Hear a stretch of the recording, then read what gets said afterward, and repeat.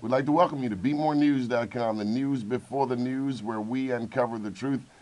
Saturday, October 8th, had the opportunity to come out and sit in with the one and only Tom Moore, WCBM 680 AM, WCBM.com. Thank you, Tom. Been a real pleasure.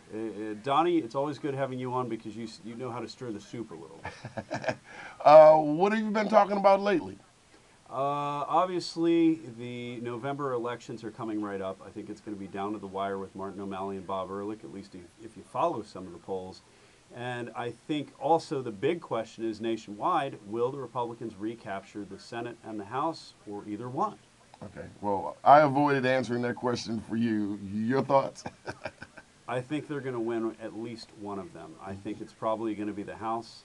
I do believe they've got a chance in the Senate looking at the current numbers, but the real question is some of the swing states, even Alaska. You have Joe Miller, who's a Tea Party Republican, and Lisa Murkowski's running a write-in campaign. Will she be able to attract enough voters to still win even as a write-in candidate? Anthony Williams did it in D.C., and it's doable. Mm-hmm. But at the end of the day, what's best for the country? For me, as I said on your show, the D or the R, that's not important.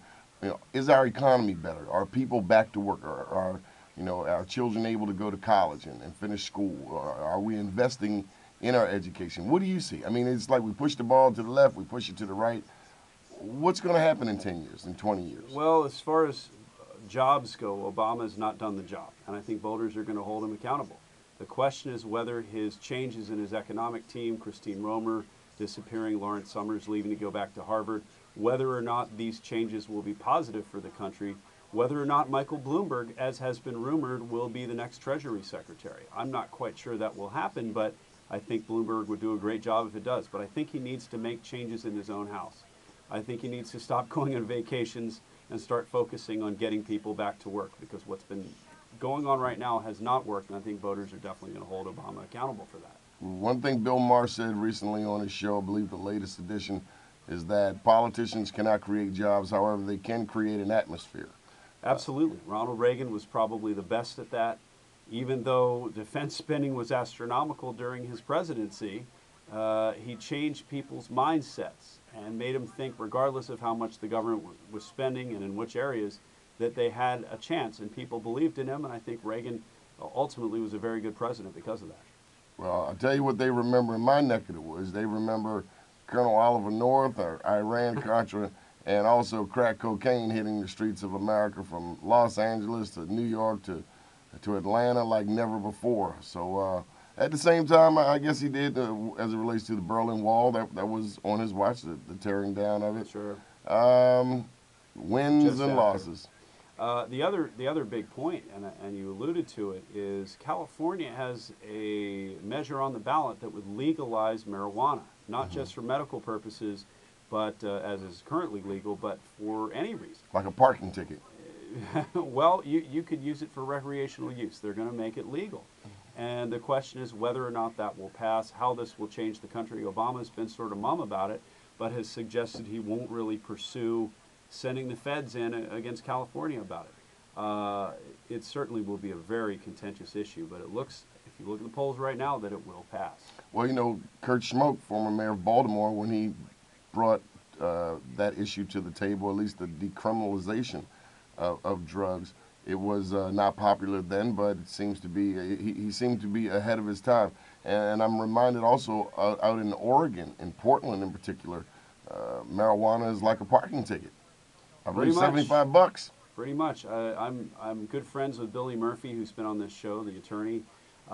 Billy is a member of LEAP, or supporter of LEAP anyway, Law Enforcement Against Prohibition.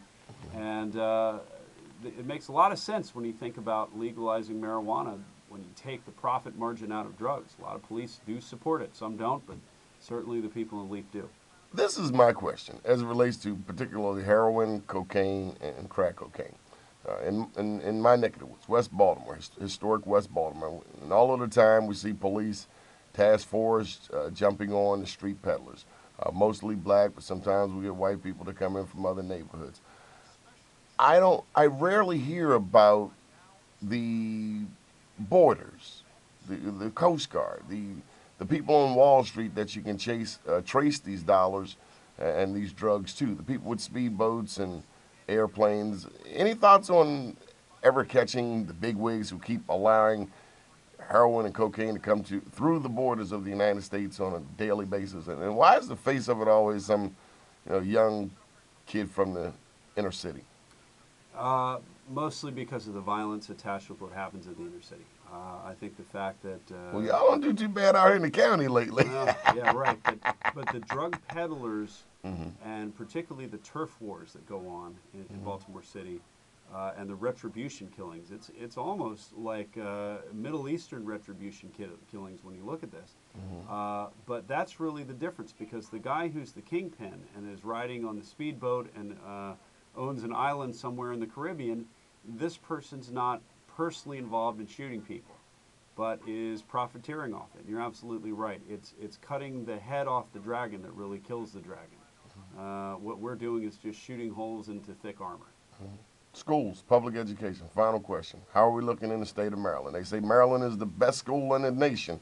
Came right out of the mouth of President Barack Obama. Wholeheartedly agree. The National Education Association and the National Teachers Association agree that Maryland is either #1 or one of the top 2 in the country. I think Nancy Grasmick is a superstar, and I think Martin O'Malley, unfortunately, really hasn't given her the credit she's due.